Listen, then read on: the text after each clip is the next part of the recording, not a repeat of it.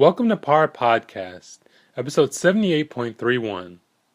PAR Podcast is an audio supplement for Public Administration Review, the premier professional journal in the field of public administration. This year, 2017, inaugurates PAR's 77th year of furthering public administration research, theory, and practice. This episode features comments by Mark Sommers, who is a professor of management and organizational behavior at the Martin Tuchman School of Management at the New Jersey Institute of Technology. Professor Sommers discusses his article titled Strategies for Improving Measurement Models for Secondary Data in Public Administration Research. Illustrations from the Federal Employee Viewpoint Survey. This article is currently available in early view and will be published in Public Administration Review, Volume 78. The Federal Employment Viewpoint Survey has gotten a lot of attention in public administration, with good reason. Its scope includes the entire federal government, and its scale includes many variables that public administration researchers are interested in, like leadership and performance orientation. One of the challenges with the FEVS is that it's secondary data, so that items that are not necessarily written to measure academic constructs need to be justified. The process by which you do that is called an auxiliary measurement theory, and an auxiliary measurement theory has two components. The first are the actual properties of the scale items, so that you need an isomorphism between the properties of the scale items and the properties of the construct. And the second piece are statistical analyses to reinforce that. In reviewing how the FEVS has been used, it became clear that there were some problems in these areas. First of all, there was considerable overlap in how scale items were assigned to constructs, so that in leadership, about 50% of the items used to measure leadership were being used to measure something else. And with a concept like organizational culture, it was 100%, so every item that was used to measure organizational culture was used to measure another item.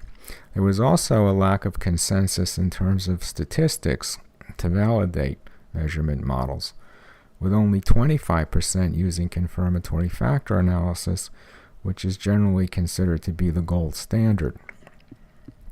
In looking at this, the paper has three cautionary tales that show varying degrees of slippage between the operational and conceptual definitions of variables and their consequences on the research findings, from minor to severe. At issue then is, what do we do about this? And some things become apparent.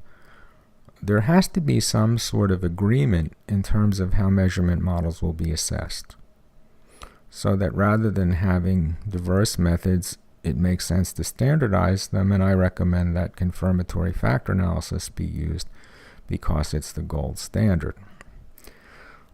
The other issue is items that are used to measure several different constructs, and the best way to handle that is simply to get together as a community and standardize the FEVS and agree that these particular items will measure leadership and these particular items will measure job involvement and so on, and then conduct the appropriate statistical tests to validate the measurement models that are developed.